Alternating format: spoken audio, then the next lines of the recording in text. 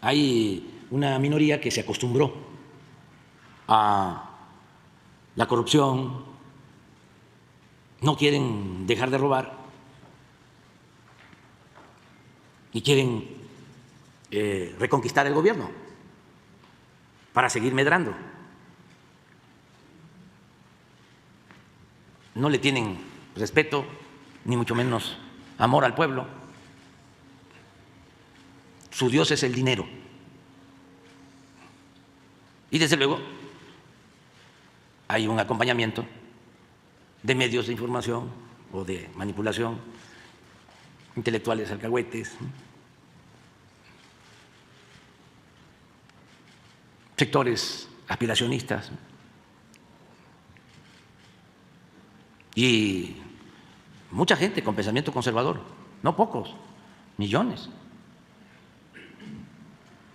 Pero sin duda, nada más están pensando en el beneficio de las minorías, de la élite. A ellos no les importa el pueblo. Son clasistas, son racistas. Pueden ir a la iglesia todos los domingos, pero olvidan los mandamientos, porque la verdadera doctrina de los conservadores de la derecha, lo he dicho muchas veces, porque así me lo dijo en una ocasión Carlos Monsiváis, la verdadera doctrina de la derecha es la hipocresía. También tienen todo su derecho de manifestarse y no van a ser censurados, mucho menos perseguidos, porque no somos iguales. Nosotros garantizamos el derecho a disentir. Y en México hay libertades plenas, no se persigue ni se reprime a opositores. El propósito que tenían los neoliberales corruptos, estos que quieren regresar por sus fueros, era acabar con la Comisión Federal de Electricidad. Si no se hubiese producido un cambio, se estaría ahora generando 15, 20% de toda la energía que consumimos en el país. El 80% estaría controlado por empresas particulares, sobre todo extranjeras. Ese era el plan. Lo mismo que en el caso del petróleo, 15 años de caída en la producción consecutivos. Si no hubiésemos intervenido en el caso del petróleo, estaríamos ahora comprando petróleo crudo. Entonces, ¿qué hemos hecho? Pues hemos rescatado tanto a la Comisión Federal de Electricidad como a Pemex. Y en el caso de la Comisión Federal de Electricidad, estamos modernizando 20 hidroeléctricas. ¿Esto qué significa? Significa cambiar turbinas, equipos, utilizar la misma agua y generar más energía con equipos modernos. Es una inversión del orden, sí, $1.200 millones. Nada más en el caso de las hidroeléctricas. Fíjense lo que hicieron de Salinas a la fecha, porque Salinas fue el que comenzó con la entrega de concesiones, siendo Claudio X González su asesor, que por cierto se quedó también con una planta de generación de energía como socio. Bueno, con Salinas empieza a modificarse la ley, ni siquiera se reforma la Constitución, nada más que entonces no habían ministros tan defensores, ¿no?, de la legalidad como ahora. Entonces, con una reforma a la ley secundaria empezaron a dar permisos, ni siquiera reformaron la Constitución. Fue Zedillo el que ya empieza, utilizando ese marco legal, a entregar las concesiones. Pues después Fox, Calderón, Peña, en muy poco tiempo, hasta Zedillo, hasta mediados del gobierno de Zedillo, toda la generación eléctrica estaba a cargo de la Comisión Federal de Electricidad.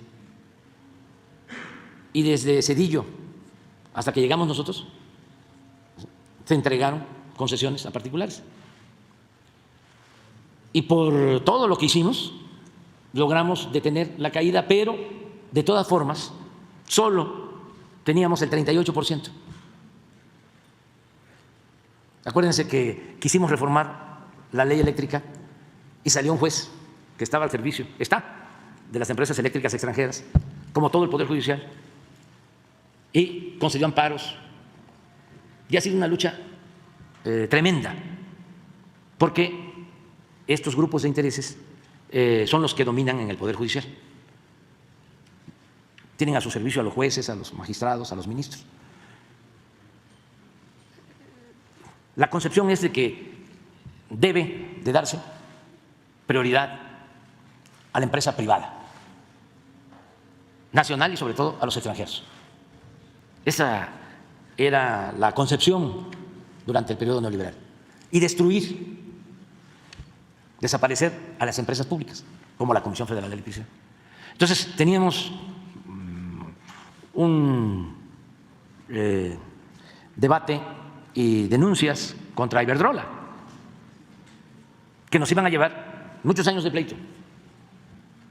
De repente, después de que teníamos esta discrepancia, ellos ofrecieron que vendían sus plantas. Dijimos, sí, te las compramos. Y les compramos 13 plantas. Hasta una en donde era socio Claudio. Tamazunchale, allá en San Luis Potosí. Y Córdoba Montoya, el que fue asesor de Salinas. Vamos. Y pasamos del 38 al 55% de generación. Por eso hablé de la segunda nacionalización de la industria eléctrica. Es una inversión de 6,000 millones de pesos, de dólares. Bueno, ya estamos en 55, pero además con la modernización de las 20 hidroeléctricas y estamos construyendo 12 de ciclo combinado, más una solar, son 33 plantas, 33 centrales nuevas. Con eso, porque va creciendo la demanda, cuando termine nuestro gobierno vamos a dejar a la Comisión Federal de Electricidad con el 60% de la generación de energía. Porque es importante que la Comisión Federal sea la empresa mayoritaria, porque así se garantiza que no falte el abasto. Una empresa particular, si hay un problema por huracanes, por heladas, no actúa como lo hace la Comisión Federal de Electricidad. ¿Qué habían hecho estos irresponsables, corruptos, neoporfiristas? Habían decretado de que la energía que se produce en las hidroeléctricas, la energía que se produce con agua, no era energía limpia.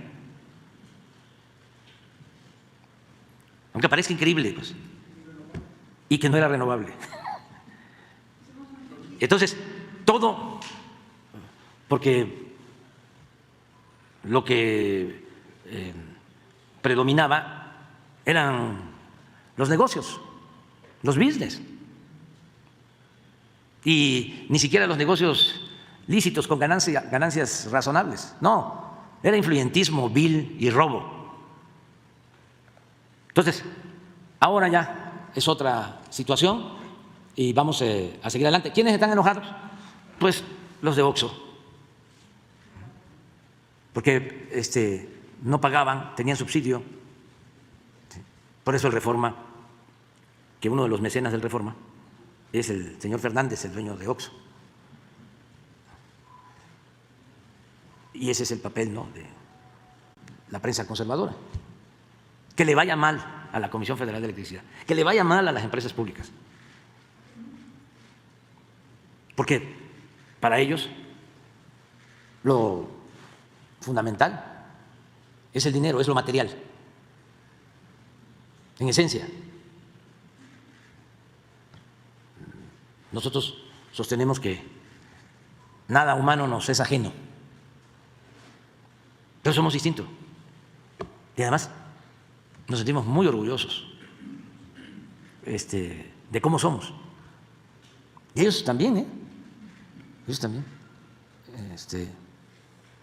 porque pues son convicciones y qué bien que no haya un pensamiento único, que cada quien piense como quiera.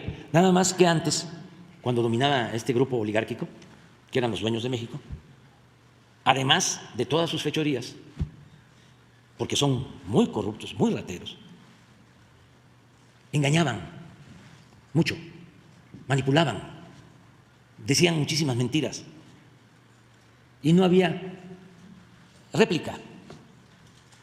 ¿Cuántas mentiras? Un día voy a hacer un listado. Decían que el problema de México era porque no pagaban impuestos los de la economía informal, los del comercio ambulante, los que acomodan los carros, los viene. ¿Cuándo? Ellos eran los que no pagaban impuestos, los potentados. No pagaban impuestos las empresas más importantes de México, ni los bancos. Pero se atrevían a engañar.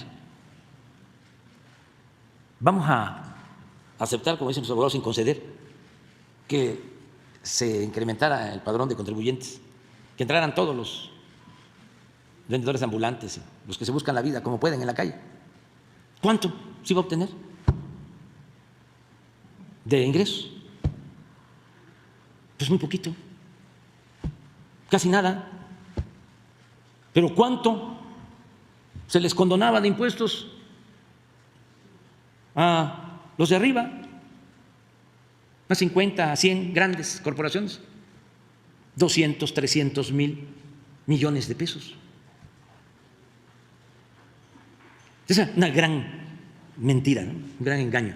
Otro, si aumentas el salario, se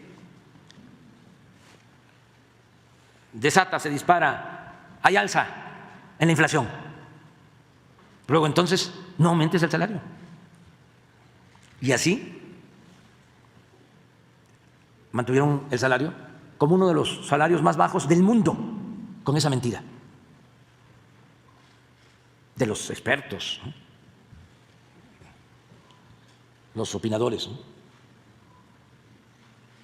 Bueno, llegó, los de secretarios de Hacienda son geniales, ¿no? Un secretario de Hacienda, Aspe, llegó a decir que ¿para qué se impulsaban las actividades productivas en México? ¿El campo? ¿Para qué? Se producía lo que consumíamos. Si en un mundo globalizado podíamos comprar afuera lo que necesitáramos. Otro secretario de Hacienda llegó a decir que el salario mínimo era suficiente, el salario mínimo de entonces, para cubrir las necesidades de una familia. Otro, el más reciente, con Cuño de Salinas de Gortari, una eminencia, un sabiondo, llegó a decir que no afectaba el que aumentara el precio de las gasolinas, porque la mayoría de la gente no tenía carros. Es real. Y bueno, la gran mentira de que si se rescataba a los de arriba, se iban a beneficiar los de abajo. Y por eso convirtieron las deudas privadas de unos cuantos en deuda pública, porque mantuvieron el sofisma de que si llovía fuerte arriba, goteaba abajo. Si llovía fuerte arriba, salpicaba abajo. Y el Reforma y los opinadores, ¿no?, famosos, Lore de Mola, Ciro, Carmen Aristegui, aplaudir y callar como vasallos. Por eso estamos viviendo tiempos interesantes, ¿eh? No podemos quejarnos, porque yo creo que desde la época de Madero no se tenía una prensa tan agresiva en contra del gobierno y del presidente. No podemos quejarnos, no hay tiempo para aburrirnos, para bostezar. Estamos viviendo tiempos interesantes. yo diría, estelares en la vida pública, ¿no?